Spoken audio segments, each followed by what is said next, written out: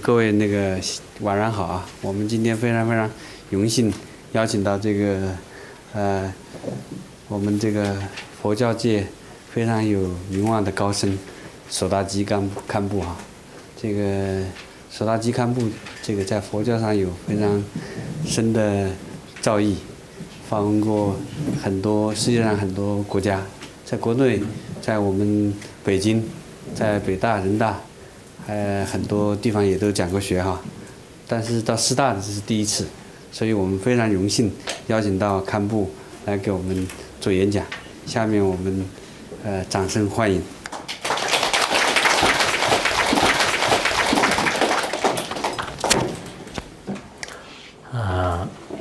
今天跟大家一起做一个简单的交流啊，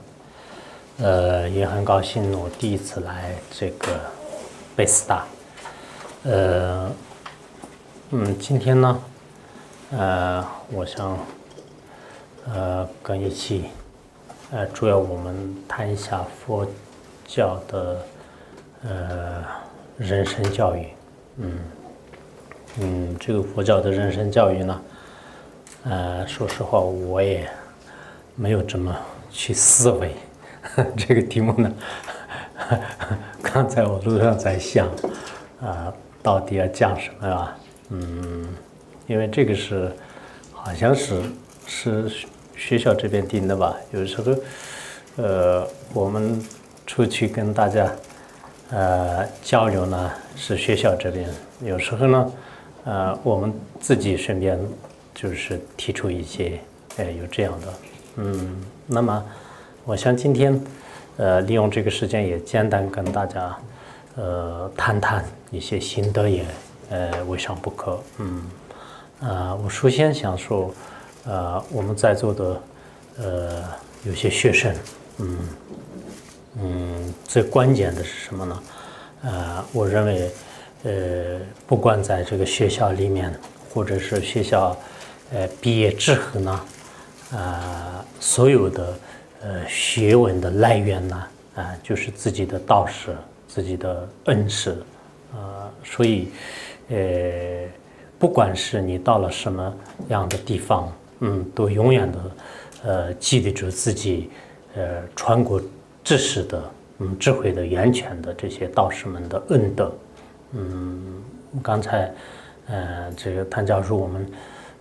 在谈的时候呢，就讲到以前的一些道士的这个故事吧，我当时心里，也感觉到可以说是很感动。从我们教育界呢，的确是一个人对他的老师、对他的恩师有这样的感恩之情的话呢，这说明他的学问呢对你有一种不同的作用。从我们佛教界讲呢，也是。很多的就是传承的高僧大德，他们提起自己的上师或者说老师吧，就名字的时候呢，都非常的这个感恩，泪流满面，有这样的故事呢比比皆是。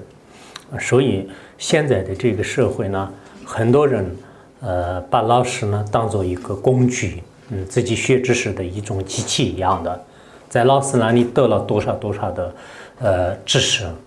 到最后呢远祝高飞，从来也是不会问一句自己老师的这个身体啊生活啊，有些甚至从来都是再也没有跟任何联系过的，有些甚至自己的老师已经到了晚年的时候，比如说生病啊，或者说是生活有困难啊。学生已经当成了特别有名气的一些老板了，就这样。但是呢，他从来都是没有跟老师有一种感恩的这种心。所以我认为，现在我们这个社会呢，的确是，不管是你是什么身份的人，首先我们的恩人呢，应该是从时间角度来讲是父母啊，就是这个父母呢，没有的话，可能我们。刚刚来到这个世界的时候呢，也不会说话，也不会走路，连时间的一半的这个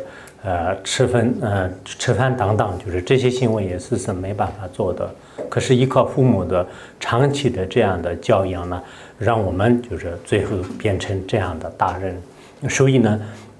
父母对一个孩子的付出呢，的确也是非常难以想象的。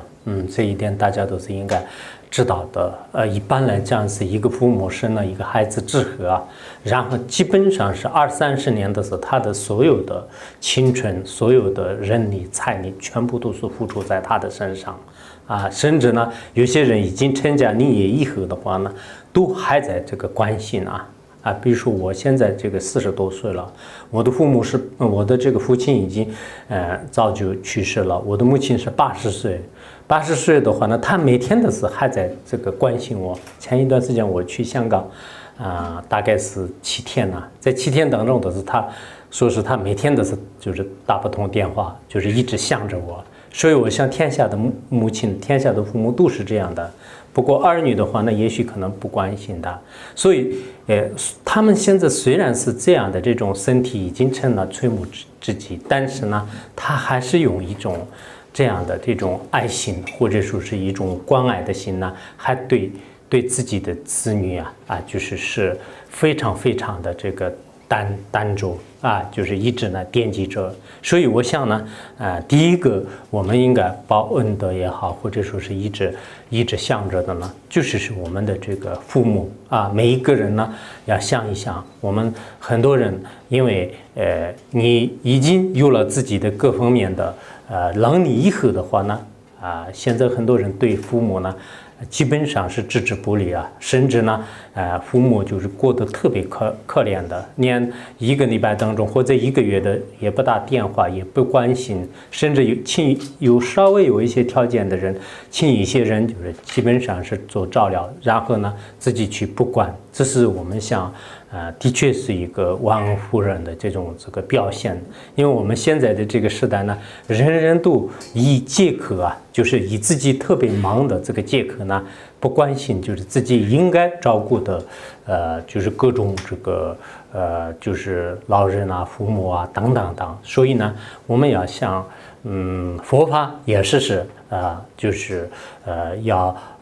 就是不能忘上师和不能忘这个父母，甚至呢，按照大乘佛法的话呢，那么所有的生命都是我们要去关爱他。但是这一点呢，的确是现在说起来，很多人的可能是根本没有兴趣，因为这个社会呢非常的现实，只要自己有理的话呢，就是很多人是功利主义，就自己愿意看愿意学，尤其是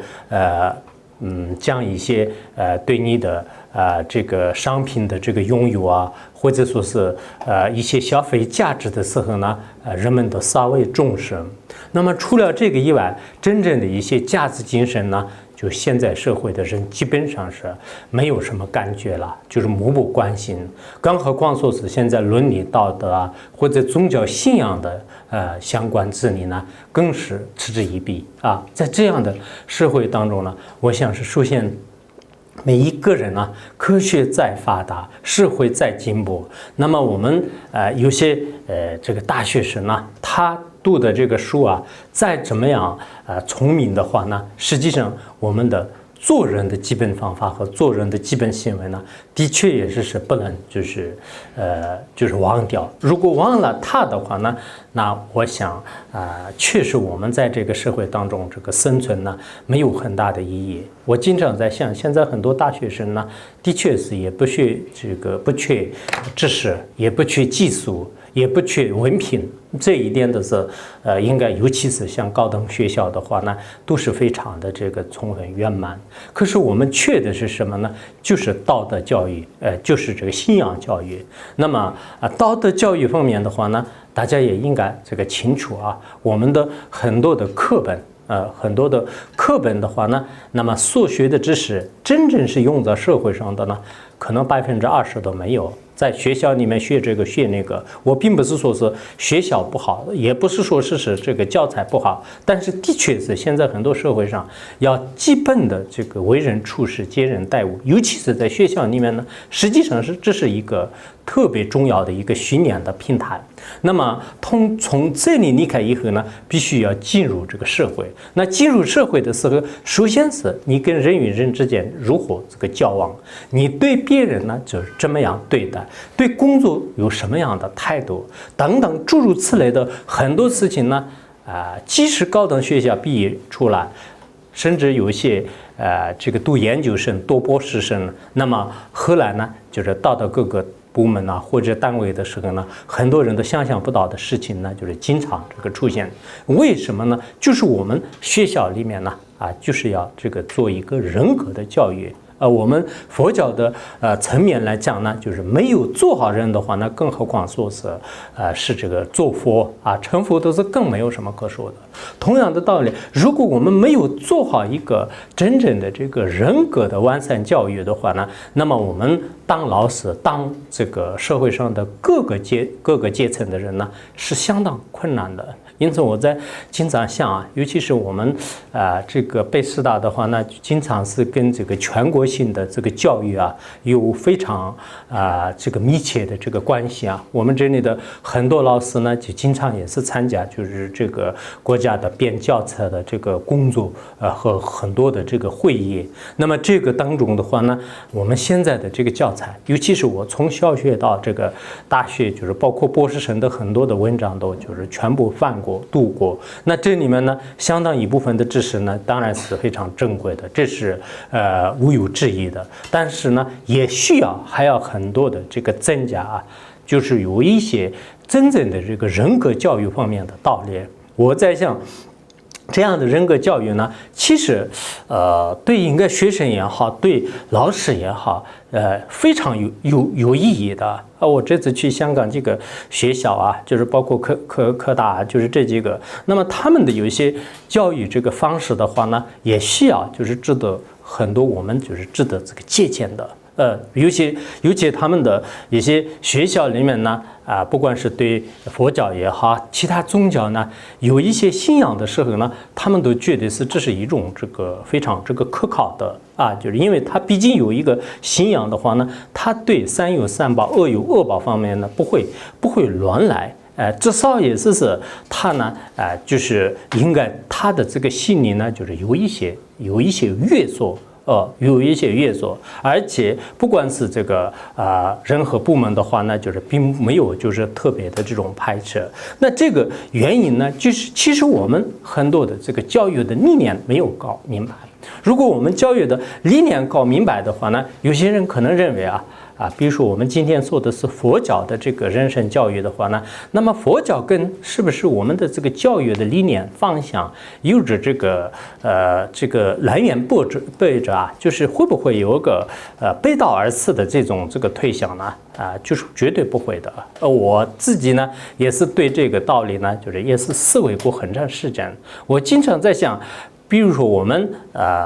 佛教里面就是最基本的一个行为呢，就是三皈五戒就是皈依佛、皈依法、皈依僧，就是这是一个佛教徒的最开始的时候。其实你如果就是皈依三宝的话，那会不会让这个学生皈依或者老师皈依的，会不会就变成一种迷信呢？就是会不会也原则上就是对他有一种迫害呢？实际上是绝对不会。为什么这样讲呢？因为我们的所谓的这个佛呢，其实不是它是一个圣。如果是它是一个贵神或者说是实际上根本不存在的一个东西，我们去这个在脑海里面就是架构就是虚拟，然后创造一个虚拟的世界或者虚拟的佛的话呢，那这种做法是不合理的。但实际上佛呢，应该说是2500多年前呢，在印度包括尼泊尔，他刚降生的地方呢，尼泊尔现在是在国境在尼泊尔地方，这个是被称为是世界文化这个非物质遗产就是已经这个批为是整个世界上是同承认的。那么佛陀在这里降生以后呢，后来就是主持王位，后来舍弃王位以后呢，就是出家以后6年苦行，最后在印度这个金刚州在那里这个成佛，然后印度6月圆就是转法轮，就是宣说佛法，宣说84000法门以后，后来就实现这个涅槃啊，实现完全是我们在这个人类历史上呢，就像是以前的像那个什么荣格啊，就是柏拉图啊，就像他们一样的一个实实在在的一个人物呢出现在那里，并且他的所有的这些所说的话呢，就是留给我们世间。现在包括这个东方西方的很多知识分子、文学家呢，他们去研究，那研究的过程当中呢，就是没有发现任何的错误。这样的一个佛陀呢，其实是佛的意思呢，我们在座的应该很多都知道。这从梵语的意思呢，就是叫觉悟啊，就是觉悟者。那么觉悟者呢，不管是政治思想也好，经济思想也好，我们人类需要一个觉悟。那么皈依佛的意思是什么呢？就是我要这个依靠觉悟者。其实我们的老师也好，教授也好，或者说是实践当中的任何一个有最高智慧的人呢，就是我们就是说是这个觉悟者啊。所以你说的所谓的皈依佛呢，就是我要这个依靠这个觉悟者的意思。那这个违不违相违呢？就是我想应该不会相违。然后第二个，我们说皈依佛啊。皈依法的意思是什么呢？就是佛陀所宣说的这些真理就是离苦得乐的，就是这样的这个真理。这种真理呢，在文字上的时候呢，就是叫这个三藏在我们的人的心里的时候呢，就是这叫做是，也就是戒定慧的这种三学然后在文字上的时候呢，就是这个论律就是经络论，就是这三藏。那么这样的时候，在我们的这个行为上的时候呢，这是人和人都需要的去戒。有了戒以后呢，可以产生定；有了定以后呢，就是才可以产生慧。那么戒是什么意思呢？有些人一提起来戒的时候呢，有点害怕佛教的戒律呢，就是条条框框特别多。其实不仅仅是佛教，我们念一个小学生的话呢，小学生数册中学生的数册，然后大学的话呢，大学有大学的纪律，就是任何一个比较规范，就是正规的这样的一个群体的话呢，那么它有它的一个戒律。所以我觉得戒呢，就是一种人们的这个行为呢，就是加以规范的一种这个这种这个行为，就是跳跃的，就是这样的一种方式，就是叫做是戒。那么定是什么呢？不管是我们做任何一件事情，你的心情呢，就是没有稳定下来，一直是处于一种浮躁或者说是一种散乱的状态的话呢，那么什么事情都是搞不成的。包括你要做一个课题研究或者当一位老师做一个学生你心情呢一定要稳定的，心情都是特别的这种狂躁或者说是有一些颠颠倒倒的话呢，那么就是谁都无法这个接受的。所以这叫做是所谓的这个定。那么有了这样的这个规范的行为，心情稳定以后呢，才可以研究取舍或者抉择的一种这个智慧。没有智慧的人呢，我看我们很多的知识分子呢，就是为什么有些当不成知识分子，因为他没有智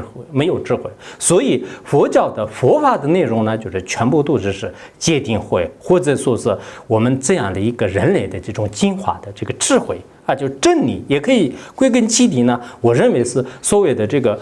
佛陀呢，就是叫一个觉悟者。这一点不是我一个佛教徒可以在这里夸夸其谈，应该实际上像爱因斯坦包括这个德国哲学家这个尼采他们都是在不同的论文当中异口同声都说是，实际上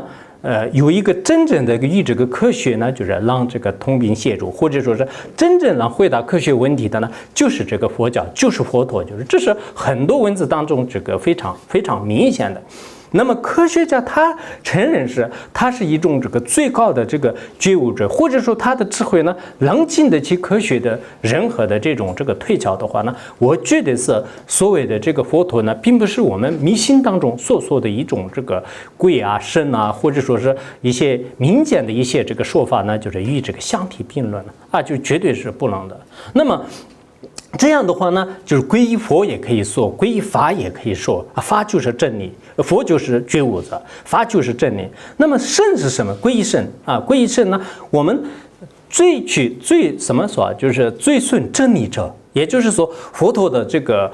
真理呢，就是愿意去修，愿意去学，愿意呢就是一直追逐的这种人呢，就是叫做是圣啊，就是皈依圣呢就是这样。所以这样的这个三者呢，我们去皈依呢，实际上这是从逻辑上也好，或者说是从真理上的话呢，应该说大家就是可以这个认可的一件事情啊。就是我想呢有时候我们呢很多的这个思想也好，品德也好，其实这个佛教里面的有些逻辑也好就是大家呢就是可以就是互相这个了解啊。这样了解的时候呢，我经常在想，就是这个皈依三宝，就是信仰三宝的话呢，就是应该对每个人来讲不会有什么这个损害啊，就不会有什么损害。而且我们佛教里面就是有很多的这些比如说这个三皈五戒啊，在五戒也好，或者说是13的话呢，那么佛教里面是基本的一个原则，基本的一个戒律。实际上是如果我们很多人有了这样的13呢，基本的约束一个人的这个行为，十中三业呢就是行持，十不三业呢就是排斥。那么十不三业呢，就是杀盗淫就是身体的这个3种不善业。然后语言呢，不说妄语，不说粗语，不说离间语，还有呢就是不说绮语，就是这4种。心里呢就是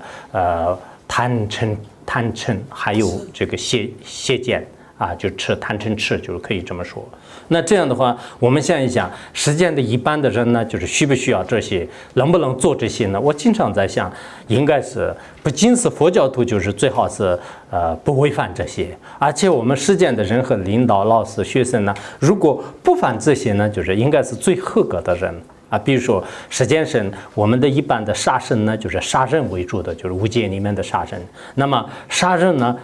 当然是对这个社会也好，个人也好，不会有什么好的这个前途。那么只要是人类的话呢，必定会是这个控制，就是杀生的各种恶习就是包括现在我们的一些这个法律里面呢，就是定这个打人就是可以。不可以杀，就是然后堕胎就是这些是允许的，但这是我们人定的一个知识的范围。否则的话呢，人小的时候可以杀，就是大的时候不能杀，就是这是从逻辑上推呢，还是很困难的。因为你那个人小的时候呢，就是为什么可以杀，就是而大了以后为什么不能杀？大了以后就是杀了。判死刑，而小的时候呢，就是杀了也可以的这个理由是没有的。所以虽然现在呢，就是一般这个中国就是像这样的这种包括一些那个堕胎的这个现象呢，说是一年1300多万还是多少，就是非常非常严重。但实际上呢，我们这个杀生呢，就是在人类的这个法律上呢，就是这样它是非常可怕的一个行为。因此佛教呢，就是首先是制止这个杀，然后道呢，大家都知道，就是我们这个吐东西呢，就是在实践当中是应该是最低劣、最恶劣的。不管是任何一个有道德、有知识的人呢，就会非常排斥这个行道的这个行为。然后邪淫呢，大家都知道，就是你要这个家庭的这个和合真正就是要这个过得一个非常这个快乐，而且人呢，要非常这个清净的话呢，那么这个所谓的这个邪淫那这些呢，不要说我们现在就是古代的时候的话呢，也这个万恶呢，就是以这个淫为数，那么就是百善呢，就是孝为先，就是古人也有这个说法。所以一切的这种恶业呢，就是以邪淫就是二造出来的。所以我们身体，这是佛教里面就是说是身体的基本三个戒律可以说。那么如果这3者不做的话呢，我想至少也是这个一个家里的这个家庭呢，就是会和睦相处的。然后我们语言方面呢，就是不说这个妄语。所谓的妄语呢，就说假话，就是可以现在的这个实践当中的话呢，就是也有很多的那个包括我们的媒体广告，好多都是可以说是有一种非常这个虚假的语言就是本来是这是不是什么这个好的东西，然后一打广告一说一传十十传百，最后的话那就是也危害很多的人身的这个健康啊、心理啊等等等，就是这样的很多呢，也是这个妄语。其实妄语和这样的这种虚妄的语言呢，就是危害很多人，包括我们人自己的话呢，依照被蛇咬十年怕井绳啊，就是一次的是你如果受到别人的欺骗，别人对你从此之后呢，你对他不信任，所以我们佛教里面说不说妄语呢，是有道理的。第二个呢，说处语大家都知道，说恶口骂人的话呢，那就是非常的这个可怕。一般来讲，有些这个包括家庭的话，那就是为什么特别和谐啊，特别快乐呢？基本上家人呢，就是不会就是互相整天的骂人。如果家里或者是在任何一个集合当中的话，那就是经常出现恶口骂人，那这种生活呢，就是过得特别的这种痛苦大家都知道。所以我们不骂人呢，就是应该是在生活当中的一种享受，一种这个快乐。然后这个就是说利剑语，挑拨离间呢，单位与单位之间也好，老师与学生之间也好，部门与部门之间呢，现在很多都是这个很多的这种这个争斗就是以各个很多人的这样的一种这个逆见语而这个造成的就是之所以我们逆见语呢，就是也是就是非常的可怕。还有一个叫契语，契语的话呢，没有任何意义的一些无稽之谈大家都知道，我们有时候看那个新闻看电视里面所说的有一些话呢，就是对你的人生这里没有任何事业的，只是就打发你的时间而已的。包括我们现在极个别的一些歌星，他们所唱到的一些歌就也是一种散乱的音而已。真正你把那个歌词已经记住了，对你的人生有什么意义？不过很多人呢发疯的一样的，就是一个人唱一个大家都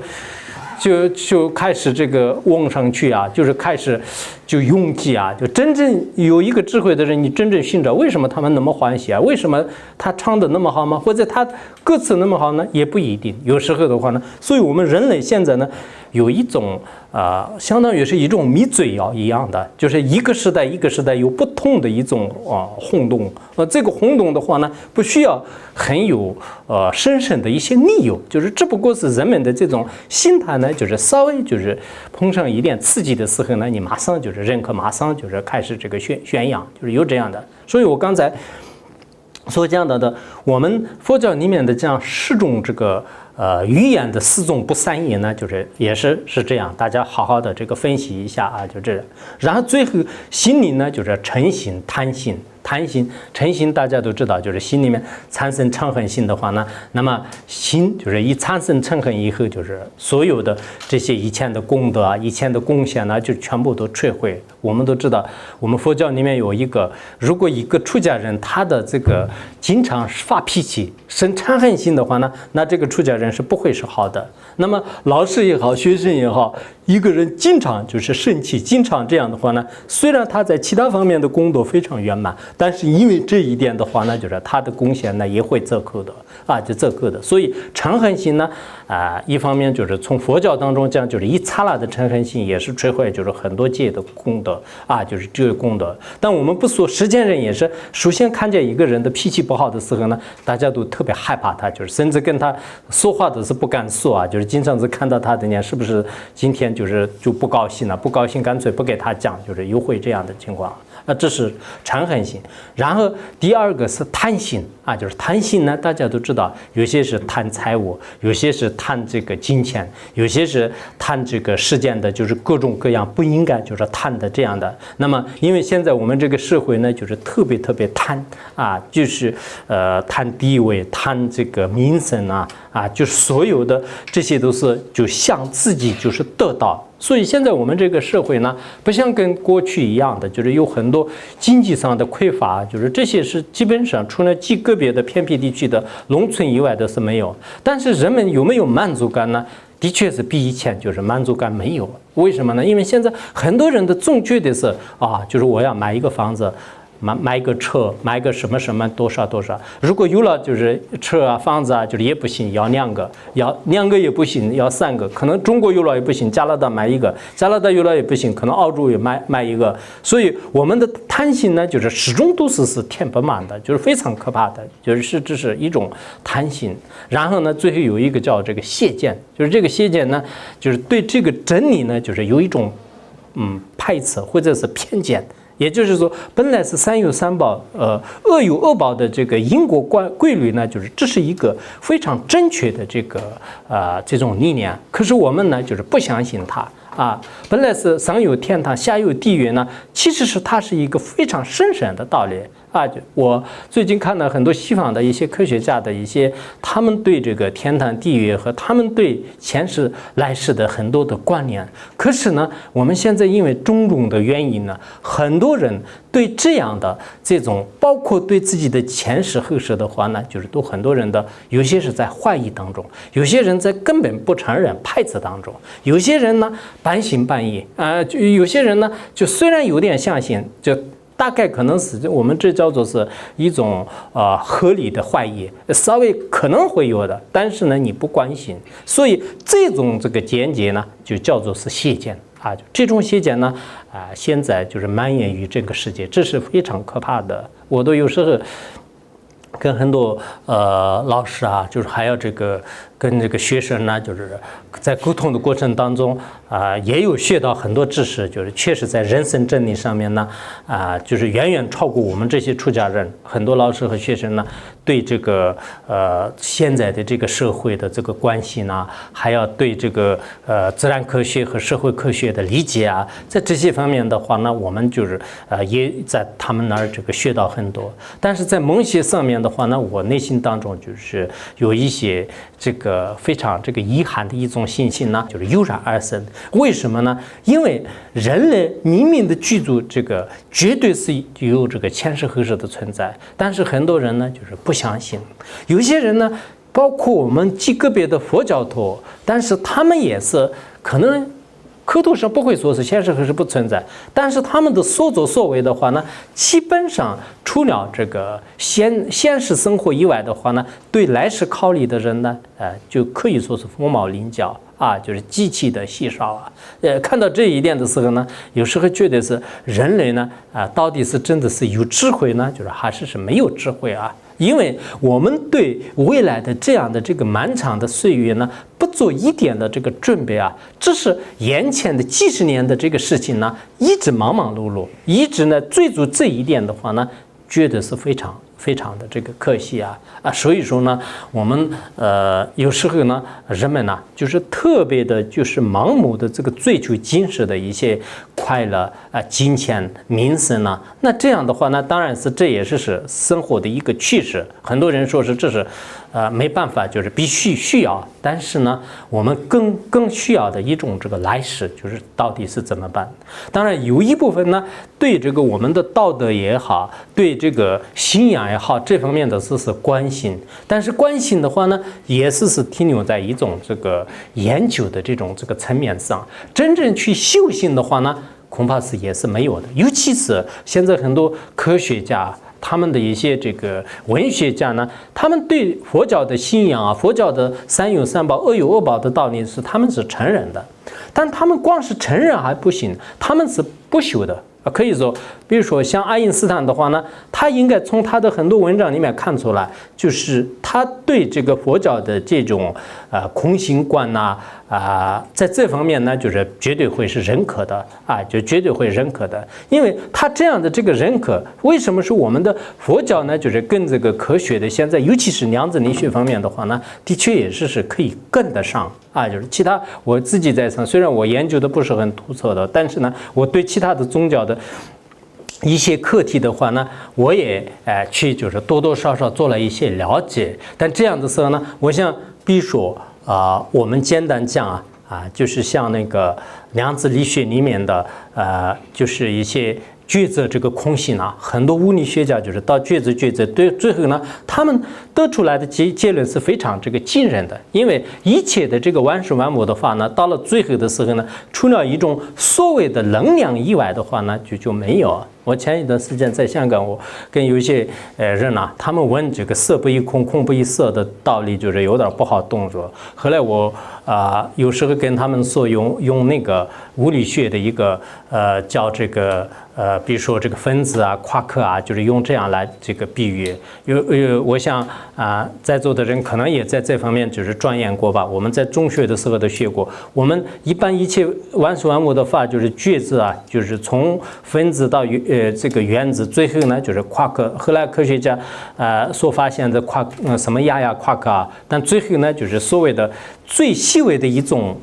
能量。那么这个能量呢，是不是每一个法呢？就是应该是每一个法啊，每一个法。那么这个法跟那个空性呢是一样的。这是我们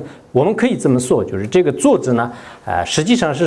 它是一种能量，就是按照物理学，就是问这个爱因斯坦的话呢，应该说是他的最后的这个结论呢，就是他是。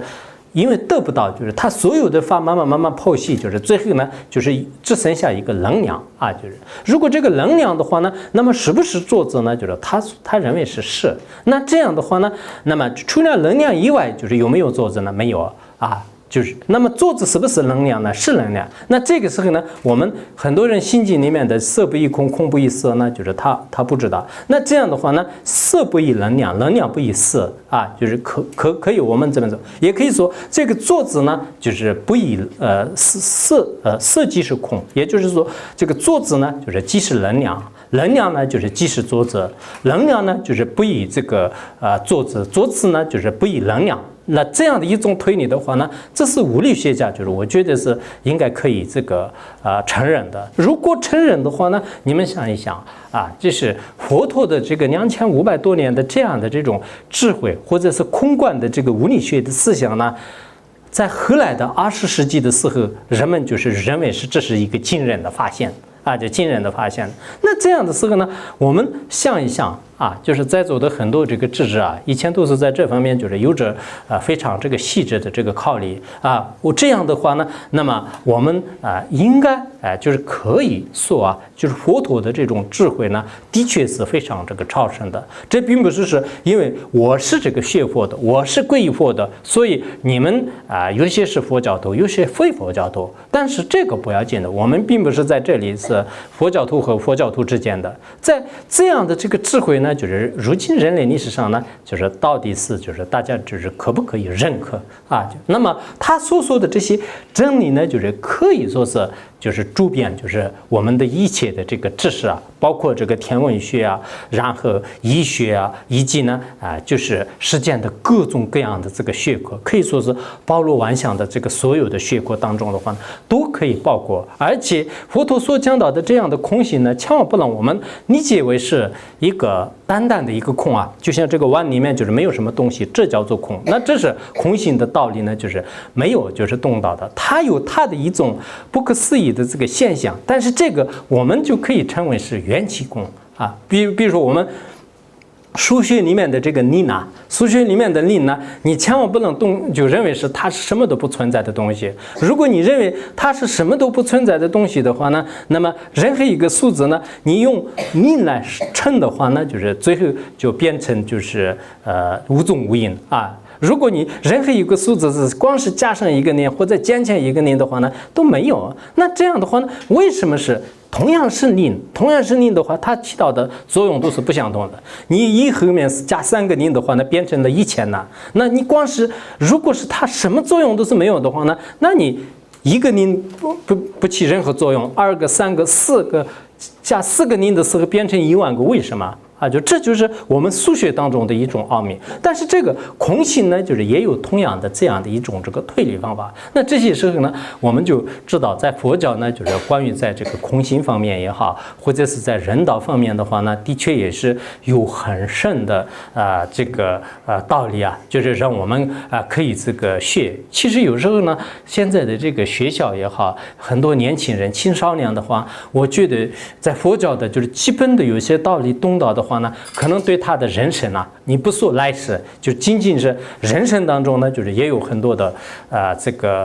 一些利益吧。因为现在有些大学生呢，可能刚开始的时候觉得是人生是特别特别的幸福充满了、幸福美满了，然而到了真正平常的时候呢，就是他就感觉啊，就并没有这样，就是没有达到自己的这种愿望。然后呢，尤其是大学里面，就是现在经常就是在一些新闻当中呢，就是发生就是跳楼这个自杀，就这种现象也是越来越多。那么出现一个跳楼自杀的时候呢，上级部门呢就是针对他就是下一个文件呢，或者是翻了一个车呢，针对他下一个文件。其实我们综合的这个大家的这个认可或者是理解方面有所调整的话呢，我觉得是这是最好的。比如说刚开始的时候，你所谓的一个青少年呢，要知道是这个我们现在的这个世界是什么样你不要认为是它是相当甜蜜的，应该你要知道它是一种这个痛苦占多数的。通过占多数的，你心中呢有所这个准备，在这样的时候呢，你认为你的这个财富也好，你的爱情也好，你的任何事情的话呢，就是并不是100%就是顺顺利利的。如果你心中有这样的话呢，当你这个走路的时候呢，你有这个提前准备别人说是你前面的这个路呢，还是很弯弯曲曲的，你不要认为是这是平平淡淡，非常这个只负责的话呢，你会这个到时候会失望的，而且失望。就遇到几次的失望以后呢，最后这个绝望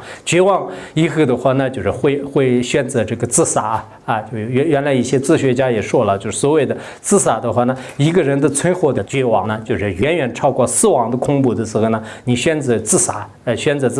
那这样的话呢，非常这个不值得非常不值得。所以我们如果在实践当中呢，的确也是把这个钱财或者说是你的感情这些的，不会把它当作是一种人生当中最快乐、最圆满的话呢，你在生活当中遇到这些的时候呢，你会有这个对峙的这个能力。以前我们汉地这个佛教界当中呢，有一个叫做无德禅师无德禅师。那么无德禅师呢，就是学问就是相当高的。有一次，他的3个信徒呢，就是来到他的面前，说这个佛教呢，就是不是说这个能这个解决痛苦但是我们这个学了佛以后的话呢，实际上是还没有完全能这个解决痛苦，就是这是为什么？然后法师呢，就是说，其实我们这个佛教呢，应该是这个了知这个痛苦的这个根源并不是说让你学了以后马上这个根除的，然后认识这个苦的这个根源。后来呢这3个年轻的人呢，就不太就是赞同就是法师的观点。然后法师反过来问，那么你们认为世间当中的最这个幸福的因是什么？有一个人呢，就是说是有了名声的话呢，一切都幸福；就是有名的人呢，就是我看到就是都是特别特别快乐的。然后有一个人呢，只要有这个爱情非常顺利快的话呢，就这个是最快乐的。有一个人呢，就是说是我这个只要有财富有钱财的话呢，就是这是很快乐的。后来法师呢，非常简单的一个语言说那我们在日常生活当中明明看见，就是有名声的人呢，就是也不快乐，就是也痛苦的人相当多；有爱情的人呢，就是也特别就是痛苦的也有；有财富的人呢，也是特别就是痛苦的。为什么？就问他们，他当时呢，就是这3位的。确实就是翻过内心的时候，哇，原来是确实是这样的。其实它并不是真正的这个快乐的因所以我在这个时候呢，也跟大家提醒，我经常这样说，我们所谓的这个幸福呢，每个人都是愿意这个祈求幸福，但是这个幸福呢，实际上是根本的因呢，就是在自己的内心。那么外在的这个你的对象你的钱财你的名声你的地位，是不是对这个你的幸福有起作用呢？有一个外源的作用就是依靠它呢，就是也确实是有时候会暂时得到一些快乐，暂时得到一些这个幸福，但是它毕竟是一种外源。为什么呢？因为我如果内心有快乐的话呢，外在的这些钱财，就是名声当当，什么没有的话呢，我完全的可以享受就是非常这个快乐的这种生活。而如果我内心的这个主因的快乐没有的话呢，即使你外在的一切的这个样样具足的话呢，都不快乐的。所以我们现在很多年轻人呢，把所有的幸福呢，有些人认为是有了钱的话肯定幸福的，就拼命的追就是一直想发财发财。就是结果的话呢，就是也许有些人真的有了福报，就是发财了。发财了以后呢，你幸福吗？没有啊。刚开始有钱的时候2-3年可能稍微有一点感觉，然后呢，就是再也没有任何感觉了。那么其他的，包括你的这个感情当当，就是这些都是的确是这样的。所以这是应该说很多这个青少年就是在这个学习方面的话呢，应该就是有些比如说我们佛教里面就是讲这个有漏讲四法印，四法印是非常重要的。第一个就是像诸行这个有漏就是戒苦，有漏戒苦的话呢，我刚才讲的一样，我们这个实践当中的话呢，无论是外在的这个实践也好，包括我们人类也好，全部都是大多数是痛苦占大多数。你不要认为是就是可能快乐是大多数，不要这么认为，不然的话，在这个实践当中是得不到的你比如说成家，你成家呢，认为是我可能是特别快乐，就是什么时候我成家，就好多听说一些大学生的话呢，我到大学生去有些学校里面的话呢，他们的最主要的2个问题，一个是想找好的工作，一个是找好的对象，就是除了这个以外没有什么想的了，就好多的问题都是基本上是这样的。但这也是理解的，但是他们是什么呢？主要的自己的这个目标呢，就是认为是就是有了很好的工作，有了很好的家庭的话，应该会快乐的，也不一定。你如果内在的一种真正的这种毅力没有的话呢，你倒是这个家庭也有了，你职业也有了，可是呢，你人如果是不合群人如果是特别孤僻再加上是自己的只有一个学问，就是书呆子，没有这个真正的道德这种观念的话呢，那么在任何一个场合当中，任何一个部门呢，还是最后很痛苦的所以呢，我们有漏戒苦就是所有的这些有漏的法呢，就是全部都是痛苦的本性，偶尔有一些快乐，但是这个呢不稳定的就不稳定的，这叫做是四法印当中的第一个。第二个呢，就是叫做诸行无常。我们要知道这个世界上的所有的，包括地位也好，财富也好，包括我们的这个青春也好，实践的当中一切的这个万事万物呢，全部都是无常的，这是非常重要的。很多科学家和一些研究的学者呢，他是在字面上简单的说一下万法无常就是无常，说是会说的，但是呢，从来都是没有修过，没有修的话呢，到时候出现无常的时候，自己也没办法面对。爱因斯坦死的时候怎么样？牛顿死的时候怎么样？伽利略死的时候怎么样？就是平平普通的人一模一样的，因为他无常没有这个修过。而修行人确实是我不是自赞毁他，真正的一些佛教的修行人的话呢，那既是一个不是学问很高的一些修行人，因为他修了无常，当他真正得到这个癌症或者说是医院里面下这个通知病危那个时候呢，他勇敢的会面对，这就是修行和学问之间的很大的这个差别。所以呢，我们如果是诸法无常，一切万法呢都是无常的，包括我们自己的年龄也好，家庭也好，附近的所有的一切事情呢，如果有一个无常观念的话呢，也许在你的人生旅途当中遇到了很多不平安的事情，你也会想得开一切万法都是无常的，不一定我想象的那样，就是都在变化，都在变化。这个因缘聚合的时候，什么都是会变的，你会想得开的就这是在佛教当中非常关键的，就是第二个，就诸行无常的。然后第三个呢，就是诸法无我。那诸法无我呢，也就是说，我们这个每个人呢，就是会这个追求认为就是为了维护自己，自我为中心。现在尤其是很多学生特别的这个自私，就是除了自己以外，就是根本不关心同学，不关心老师，不关心社会，不关心自己的这个家庭，自己是一种这个完全是一种自我主义、享乐主义，是这样的一种状态。个别的学校里面是这样的，但我们北师大的是就是在全国来讲是应该是就是学风就是非常好的。以前我们那个北师大的有些这个以前在这里读过的，我就问就是说你对这个贝斯达的这个最深的印象是什么？就是他说，是一个女的这个佛友啊，就是他说我在贝斯达的时候，其他没有什么，就是我们贝斯达的很多女孩子呢，就是不爱就是打扮，就是比较平平淡淡吧，就是但是呢，别人都觉得是我们是比较这个就淳朴，就是比较这个诚实，确实这个是一个学校的一种学风吧，就是原来我以前也是读过一个这个地区的一个小师范呐，就是不过我没有读完的时候，我跑了当出家去了。其实我们那个小师范学校的话呢，实际上我最大的痛苦是什么呢？就是每个礼拜呢，就是换一次衣服啊，就是当时我们是这个乡村来的，就是有一些偏僻的地方来的，我只有2套衣服，就是我这个学期就是把这个洗了，然后下一个学期又要换过来，这是我最大的痛苦，因为我只有这2套的话呢，别人都有钱的人就根本我们不知道他有多少套衣服，又换一次，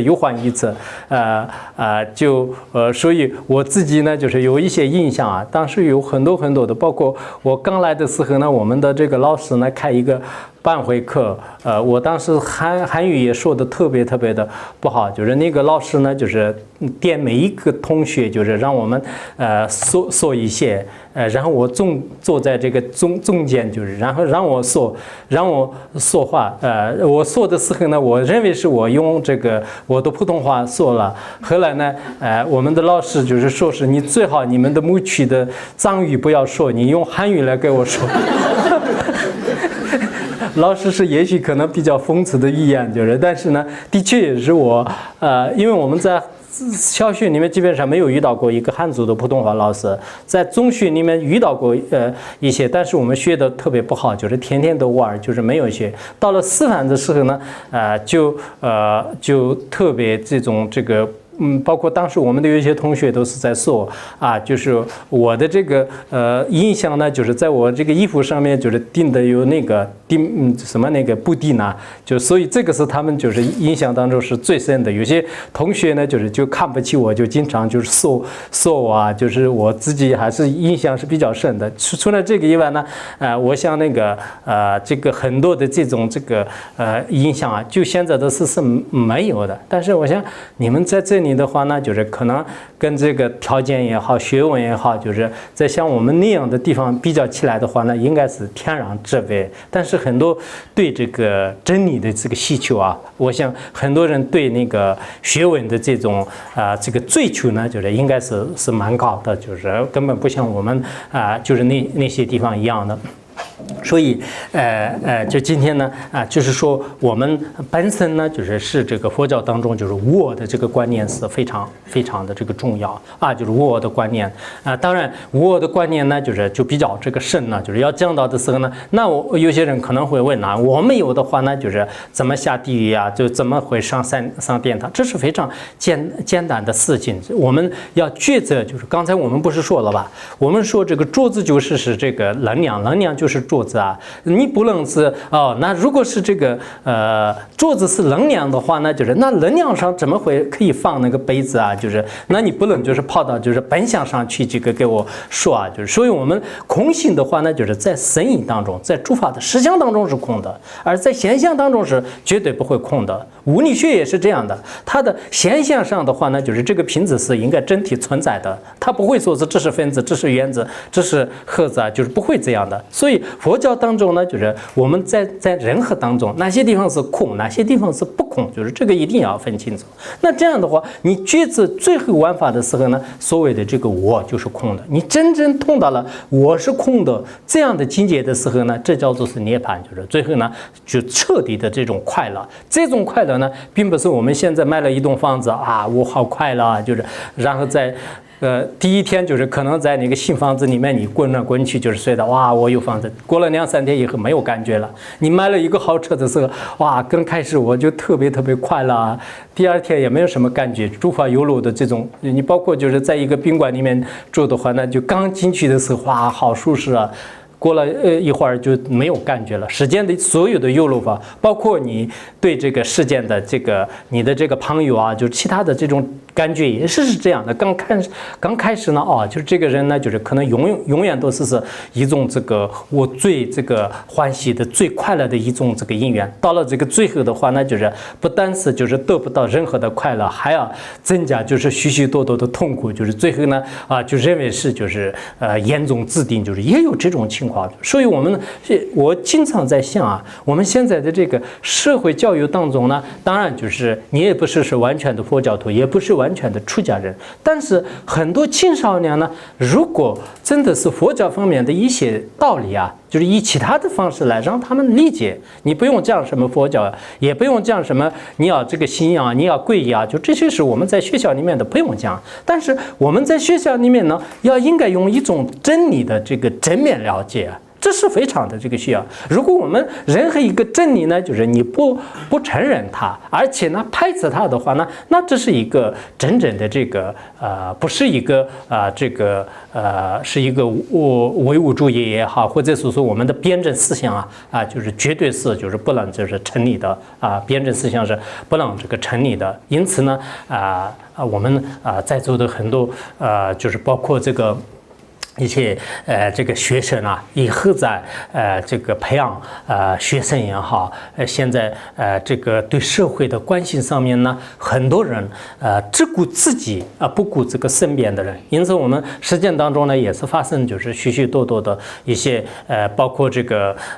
很多的这个小月月的事情就是这些呢，实际上是。它也不一定能说明就是很多我们这么多的人当中出现一两次这样的事故都是，我相信也是理所当然的。但另一方面的话呢，也对我们的这个整体素质也好，或者说每个人的自己的这个道德修养呢，还是有一定的关系。就是所谓的这个修养呢，你要懂到了这种道理，就像是论语呀、弟子规啊，或者说是我们这个儒家思想当中的有些。道理的话呢，你明白以后呢，就是慢慢的去修，要养车子的话呢，你光是不保养还是不行的，需要养。所以在学校里面的这些真正的儒教思想、佛教思想现在要成为一个真正的这个文化强国的话呢，我觉得是儒释道，就是这三者呢，是一个传统文化就古代在唐代的时候呢，就是什么样的这个爆火，大家都知道。就是唐玄宗呢，前一段时间在新闻当中也不是说了吧，就是说是中国这边呢，就是跟这个印度的那兰多斯呢拨这个100万美金就是100万美金。为什么呢？因为那兰多斯呢，就是15世纪到12世纪之间的世界上最早的这个大学之一。那么从07年开始呢，就是印度政府准备呢，就是把它这个修复。因为这个是从这个在佛教界来讲呢，这是一个传统文化和佛教文化的最中心的一个最早的就是特别辉煌的大学。那么这里呢，包括这个中国的当时这个唐玄宗等等，就是在那里留学毕业以后的话呢，就是可以在中国这个人类历史文化上呢，就是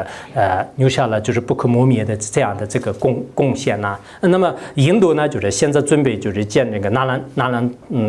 兰陀大学就是那兰陀大学。当然，现在的这个那兰陀大学呢，就像是现代化的，就是这样的，里面也有很多这个佛教的这个课时就是也有这样。为什么人类就是大多数人都是知道这些这个包括我们藏传佛教的许许多多的这些大智者们呢，就是都是那兰陀寺就是来的，就那兰陀寺这边呢，就是去留学而这个带来的这些真理。那么这些真理的话呢，以前在我们的大大小小的这个社会群体当中的话呢，就是有一定的这个影响力。但后来呢，因为在这个文革期间的话呢，的确是包括我们的这个儒家思想的话呢，就是的确把这个传统文化呢已经这个扔掉了就师道儒道的，就是全部都已经这个扔掉，而往往是在别的国家和别的民族呢，就用得很好就是用得很好。那这样的话，这是我们受害者是谁呢？就是受害者是很多这个成年人和年轻人。那么现在我们每一个人呢，当然一个人的能力是有限的，但我相信每个人呢，还是在自己力所能及的范围当中呢，一方面就是拯救自己的这个民族文化传统，另一方面的话呢，自己应该在以后就是包括你这个在不同的这个高等学校里面以后肯定会当这个老师啊，在这个时候呢，很多同学就是能不能真正发挥作用，并不是为了自己混饭，为了自己就是得一个工资就可以了。那这样的话呢，对老师们的恩德呢，我觉得没有报上恩德呢。老师们是辛辛苦苦、日日夜夜让你们培养的，这个目的是什么呢？就是一方面是当然自己是有一种责任，但另一方面的话呢，的确也是对这个社会、对这个人类，包括你自己呢，还是有一种这个付出一定的责任，就是对社会就是做出一份贡献，就是这样的目的。所以我想呢，我们这个佛教的真正的这个人生这个教育呢，就是在于就是善的这个教育，应该是一种真理的这个教育。我是多年以来就是可以算是自己啊，就是比较这个投入实践而去研究，在研究的过程当中呢，就是发现就是佛教的这些教育呢，的确是现在这个知识青年呢，这些人呢，就是不可这个缺少的，一定要就是用于这个生活当中这个用于生活的时候呢，就是这个生活呢，就是不是为自己的，应该是为利益群体的为利益群体呢，才是我们就是大乘佛教的这个精神，也是我们现在的这个非常这个崇高的一种这个道德这个修养。